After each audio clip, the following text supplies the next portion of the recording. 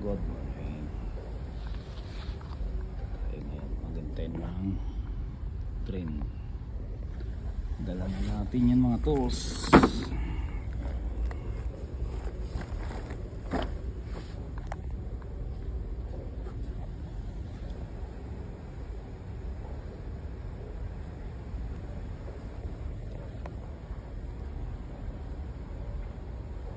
Good morning.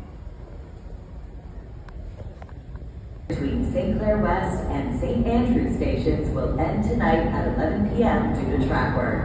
Shuttle buses will run. Check ttc.ca for more information. Train dito sa